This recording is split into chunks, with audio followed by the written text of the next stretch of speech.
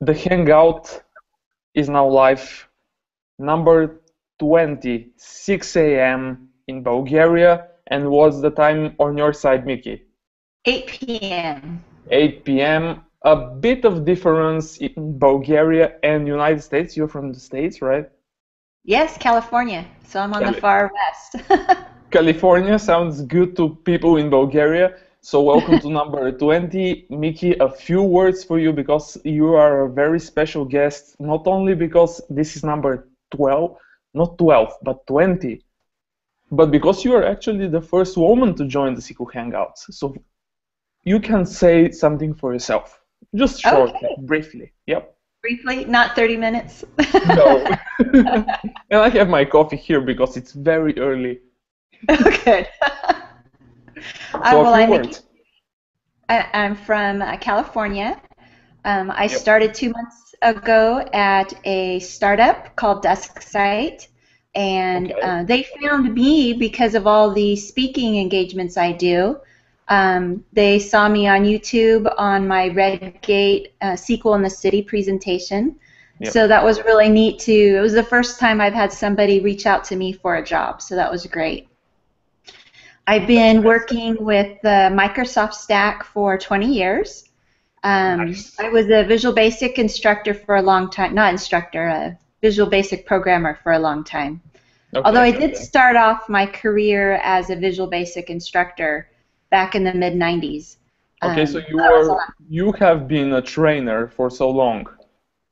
I was, Yeah, but I okay. didn't want to do it back then. I didn't want to travel all the time, which is kind of funny because I enjoy the traveling now, but it's on my terms. It's not Okay. a 1 week every month like it was back then.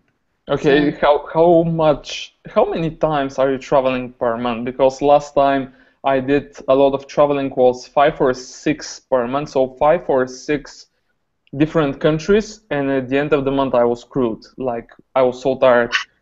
So, so how many times are you traveling in I'm a probably specific month? I probably travel once a month. If I do it twice in 1 month, then the next month I don't go anywhere. And it's usually Okay. SQL Saturdays, so I'm usually just gone Friday to Sunday. Yeah. If you ask my kids, they will tell you that I travel too much. Yeah. Okay. So that set aside, data types. Mickey, data types. Why are they important? And what are data types? Why do we care about them in inside SQL Server? We chosen the topic for data types without no, as far as I can remember, without no specific reason. But it's a very nice topic to have. So why do we care about data types? We care about data types because it affects our storage. If Okay. you pick the wrong data types, for instance, char, if you pick char and you put 2,000 characters in it, it's always going to be 2,000 characters, right? So Yeah. normally we would pick varchar because the minimum size would be 2 bytes plus a Yep. byte for every character. So that helps us use our storage in a more efficient manner. And it's not just about our strings. We have to really care about what numbers we put in. For instance, if you were Yeah. going to separate somebody's birth date into a year column and a date column, you don't need to use an integer because then nobody has past the number 12. So really the tiny int, which is 2 bytes and only a 0 to 256, that's a proper data type for a field like that. Yeah, So but many people say 2 bytes, 4 bytes. Why do I care? Like I have so much storage. So why do I care for that small numbers? they add up. I used to do consulting at Taco Bell, and Taco Bell, Okay. all their tacos are 59 cents in America, and they called it a penny profit company, right? Okay. Because you can't make a lot of money off one 59-cent taco, but when you're selling millions of them, it makes a big difference. So And when that you makes have sense. millions of records, Yeah. you have the same problem because all of that, all of those bytes turn into kilobytes, megabytes, gigabytes, terabytes.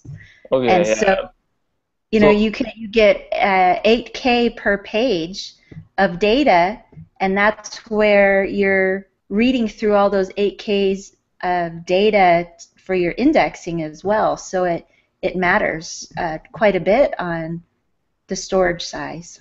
Yeah, so and it also obviously it also matters about our databases and how many we are going to read if we choose the inappropriate data types, right? We can go with what, one row per page in the Yeah. in one of the worst case scenarios. So Yep. that's quite a lot of I/O, quite a lot of memory too, by the way, right? Mhm. Okay, so Yeah. who takes the decision what data types do we have? Who should take it? Like who should be the king here? Or queen. Okay. Or the queen. Who take who takes the decision? Is it the DBA? Is it the database designer? Is it the developers? Or is it somehow a combination between all of those guys? I think the database designer really needs to think, have a forward-thinking mind about it. But Yeah. they can't design the database in a vacuum. They need to find out from the end users what is the use, what is the data going to be used for, because maybe you don't need it to be really big, or maybe you need to make it bigger than you thought. If you have a table that's going to be keeping track of every click that someone does in an application, you can't use an integer as your primary key. You're gonna run out of numbers, Yeah. um, Quickly. within a year or two, maybe even less, depending on how much data you're sticking in that table. And that you would get from the requirements gathering portion. I Yeah. think it's very dangerous if you leave it all up to the application developer because they're going to take the shortest path. At least that's my experience. They I don't think. Yeah, absolutely.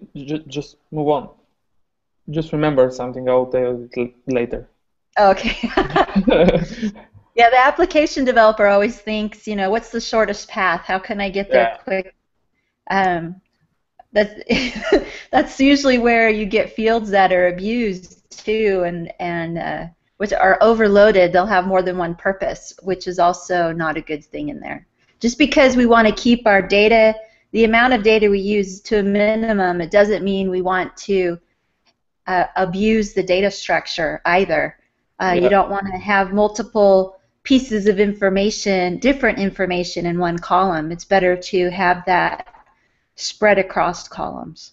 Yeah, and here comes the moment when you said that. I just remember that I was on a session in Zagreb recently, in Slovenia, in Croatia, and someone showed that if you are using a specific development framework, when you create the records as part of the code of the application, it automatically creates the table with with nchars 2000, and that's Oh my God. and that's some, like, we're all like, really? Is that for real? So absolutely agree. So when is this design process happening? How hard can it be from your experience to change the database schema later on in the development cycle or in the life cycle of the app? Yeah, in the development cycle, you have a lot more freedom, depending on what kind of environment you're in. Yeah. But once that database makes it to production, that's where it can be very difficult to change the data type, especially if primary or foreign keys are involved, or you're changing to a very drastic data type change. For instance, if someone decided to put dates in a string, and now you want to actually put it in a real date time field, that's a much more difficult task because there might be bad data in there. Yeah. So date columns in a string. That I think that's a famous one. Can you elaborate on this? So why is this such a humongous problem? Let's go it this way. Why is that such a huge problem? You know, I think because people think visually, and they see that the date in a particular way, or they don't realize they can format it to a different way later on. They don't understand that it's actually stored as a numeric value in the database. It's not even stored in that visual representation that we see. I'm seeing that with SQLite. My new job, I get to work with SQLite along with SQL Server. Okay. And they store dates. One of the approved ways of storing dates in SQLite is as a string, and I'm just blown away by that. Okay, but what are you losing from choosing the string and not the datetime type? Oh, if you choose it as a string, it's going to treat every digit as a character. So you no longer can sort mathematically by month, day, or year. And if somebody puts it in as a string as month, day, year instead of year, month, day, you can't do any math on it, and you'll end up with all your Januaries at one end and all your Decembers at the other. So in general, you don't have that many dates in that moment. You cannot do anything with them except for looking them as a text field. Yeah. And then it gets really bad if the data goes back into the early 90s. I did have that. It was a database that I think went into the 80s. It originally started off as a DBase and then converted to SQL. And when they did that, they left the dates as text. Okay, that's cool. Why not? Except they didn't put the century on the year. Oh, so, that could hurt. Okay, I see where you're going with this. Okay. And then it gets better because then somewhere around 2002, they switched the order. They didn't put the month, the day, and the year in the same order. So then I didn't know, did I have February 12th, 2000, or did I have, or 2001, or did I have January 12th, 2002? Okay, that's anyway. Now that's painful. Yeah. Now, what are if you have to say, and if you have to choose, what are the biggest confusions out there? Which are the most confused choices for data types? Obviously, the string and the data type and the date or the date time columns is one good combination.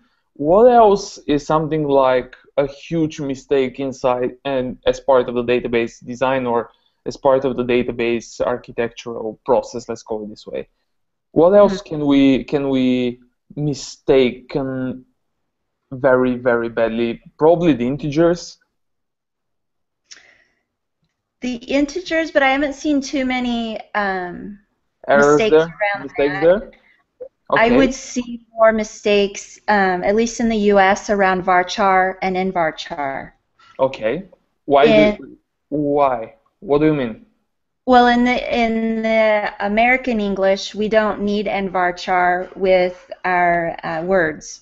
Yep. So only if we know the database is going to go into other languages, do we really need to introduce nvarchar. Yep. Where I've seen databases where people are really new to the dealing with international languages in their database is that they aren't consistent. So then you'll have some places field A is a varchar, and some places the field A is an nvarchar, and then you end up with explicit conversions, Oh, implicit conversions in your stored procedures. I've also seen it if you're using the system user function to get return the person who's logged in or the system that's logged into SQL Server, that returns an nvarchar. So using that sometimes can also cause implicit conversions when working with varchar. and for the people that are probably for some reason, and that's an important one, if they're hearing for the first time implicit or explicit conversions during an execution of something, that hurts, right? That Yeah, you could end up voiding voiding is probably a funny word to put it. An index that could have been used will not be used if an implicit conversion is used because it can no longer see the sorted data. Yeah, enough said. Just the thing. You may end up with an index that should be used, but it's not. It's enough for in terms of performance problems. Okay, so one more point why data types are important: implicit or explicit conversions during the execution, storage. Mm-hmm. Let's talk a bit more about the storage part. So we are not only saving memory and storage from the disk, on the disk, let's call it this way, but in the memory, right, we have what is the importance there? Probably it's bigger and bigger depending on how much data we have every single day. If we have more and more data, then it becomes even more and more critical to have the appropriate data types, right? Mm-hmm. So Yes. so can we end up losing a lot of our buffer pool from a simple error in the database design? If we choose, for example, like let's say not nvarchar, but varchar 3000 for a column of our, can we, let's say, go and lose a lot of memory? I hadn't looked at it that way. I usually look at it in terms of pages that need to be read. Okay, You also see tempdb okay, getting hit because it needs to utilize that space and makes your tempdb grow. okay. So in general, if we specify a huge column, we have less rows per page, so more rows to read inside memory, inside the buffer pool. Okay, that's bad. What else can hurt us from a wrong decision in our data types? Have you seen any other problems? Oh, the other problems. Or have you been in a situation in which you suggest something and someone asks you, why do we have to do that? How critical can that be? Have you been in Yes. a scenario like this? Usually it's then the abuse of the data types, putting the wrong data Yeah. in them. Application developers and other people, I've seen it with database developers too, they don't like to use null because it Oh, makes it more complicated. So then they start putting fake data in the database, like oh, 11-1900 to represent that a date wasn't selected. The problem is there is not only is it erroneous data, but it's also not consistent because then somebody else codes it with 2099 as their fake date. Now you have two different points in there, and neither of them are relevant. I've also seen 0 for integers because they didn't want to, or -1, and that's a problem because now is it a real is piece it? of information or not? Yeah, absolutely. In what type of applications have you seen the first scenario where someone puts fake data? It's usually in a field where the date was optional, but they made the column not null. Okay. They may have made it not null because it was required, but the program didn't, the application didn't, or they didn't understand the business rule on why it was required, and so they just put fake data in there. That doesn't sound right to me. I don't know for you, but that doesn't sound right to me. Okay, I wasn't anyway. very happy. Yeah. If we have to be honest.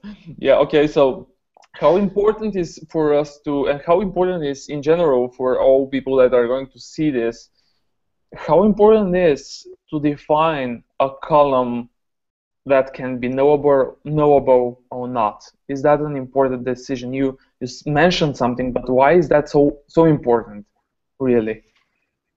It's very important to capture data that's required so that it's not missed, maybe for regulatory reasons. For instance, in the United States, you have to be 21 to drink.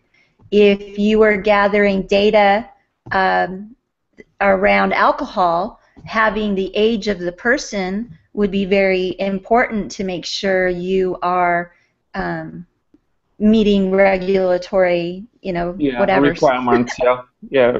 Regular requirements, 6 a.m., guys. Okay, so? Okay, so something else? Well, and then on the other side, you don't want to make something required that is optional. If your phone number is optional, don't make it required. Maybe not everybody has a phone, right? Now everybody has mobile phones. I have several friends that don't have an actual house phone number. They only have cell phones. Yeah, me too. So, we don't have house numbers. Do you? I do. I still have one, but I have children without cell phones. Okay, that's interesting. In Bulgaria, no, it's only in my house. Anyway, now, so problems with the knowable aspect of the data column, not the data column, the data type of the column anyway. So no space, memory, incorrect information. What else? How losing performance because of the indexes, and not only. Where else can we lose performance except for indexes? If we miss an index because of implicit conversion, what else can happen? Can we get into a performance problem because of any other reason? I'm trying to think now. Any suggestions? Some other things would be the incorrect functions, not understanding what data types functions return. That can get you into a problem if they're not sargeable. Because that would, if you didn't pick the right data type to work with those functions, that would cause the index to not be used. I'm trying to think of some others. That's again great. I believe these are more than enough. So in general, to summarize everything we talked, choosing the appropriate data type for each and every column is quite an important decision, and it's something that has to be considered. And probably, what word were you using? Like thinking for the future, predicting forward thinking, predicting what's going to happen. Otherwise, what? We will lose on performance. We can get incorrect data. What else? How worse can it be? You could you could hit the limits of the data type. That's interesting. What's going to happen there? Oh gosh, that can be difficult because now you have to change the data type of an entire column. What if you have, 1 million rows in the table, or what's the limit of an integer? Gosh, I don't even know how to say that. I believe 2 million, not 2 million, more than 2 million or 2 billion, I'm not sure. Okay, we'll say 2 billion. Let's say 2 billion. And you run out. Yeah. So that means you have 2 billion rows that you have to change the data type to a big int Yeah. because you didn't think about it ahead of time. Yeah. And that could lead to some problems. Yeah, downtime for sure. Oh yeah, downtime for sure. And and I work with Fortune 500s all because of my company HP works and its customers are Fortune 500s. I don't know for your startup, but each and every company I work for is always like, how can I say it, is always terrified to talk about downtime. I don't know if it's the same feeling in startups, but in Fortune 500s, yeah, they worry a bit. Like, can you say the same? Because I'm The reading. Yeah, the startups not so much, but I worked at cancer labs Yeah. in two different cancer labs, and they were very worried about that because they had doctors there at 3 in the morning, and everything is running 24/7. So they Oh, preferred it if we didn't have downtime, but you have to at some point. You can't do everything online. absolutely. So chances to get additional downtime if you choose the inappropriate data types for your columns, guys. Nothing special. So to sum it up again, really, because 30 minutes I think just passed by. It So did. yeah, absolutely. So losing data, not correct data, performance problems, downtime, 4 points. Probably I missed something, but it's really early here in Bulgaria. So 4 points and 4 reasons that we should care about. Yes. That's I don't see it any other way. I don't know for you, but I don't see it any other way. Can you agree with this? Because I want to end this hangout with an agreement between Bulgaria and United States and California. Absolutely. I agree with you 100% on that. Okay, so Mickey, 30 minutes, I believe, just end. Thank you very much for joining the first guest from California. How hot is in California at the moment? Oh, well, I live on the coast, so it's warm, but I don't have an air conditioner on. Northern California, it's probably 20 degrees hotter than here. I just happen to live in a really nice area. I'm down by Disneyland, where everybody knows where Disneyland is. So Yeah, 30 okay. minutes from Disneyland. Okay, so for the people that are going to watch this and are located in the United States, you have how many SQL Saturdays do you have? Like each and every Saturday, there is one event inside USA, right? At least one. Sometimes there's two or three. Oh my God. Okay, I know. so I heard that from Danny Cherry. He was like, I can choose to go in every single part of the states whenever I like because every week there is an event where I can speak. And I'm like, seriously? That's cool. Okay, so where are people going to be able to see you next? Are you planning something or are you going on a vacation now? Oh, well, I picked my vacation so that I could go speak in Louisville, in Kentucky. So I will Okay, be speaking at SQL Saturday in Kentucky in 2 weeks. And okay, then in July, I have a SQL Saturday in Sacramento. okay. And then So SQL Saturday. September, I have Dev Connections in Las Vegas, and then SQL Saturday in San Diego. Okay, so till September for events, what are you going to talk about? Last thing. Let's see. I think I'm talking about different things. So one of my talks is requirements gathering and creating templates for reporting services. Okay. One of my other talks is about, let me think, source control in Redgate.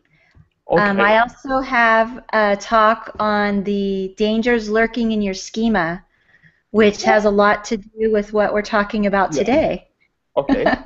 So quite some interesting topics to listen, definitely. So 4 events in the next 2 or 3 months. That's nice. That's nice. Yeah. So definitely people who are there or who are able to travel where you're going to speak Just go there. It's that simple. It's that simple. Okay, Mickey. So thank you very much for joining. This is number. Let's see if I am going to mistaken this once again. 20. Yes. This is number 20 anniversary for the Hangouts. So Yeah. thank you, yeah, absolutely. So thank you very much again, and I hope to be able to see you on the MVP Summit or on the PASS Summit actually. I would love to see you then. Okay. Take care. Bye. Take care and all the best from Bulgaria. Oh, and all the best from California. Thank you very much. Bye for now, Mickey. It was a pleasure. Bye. Bye. Let's stop it.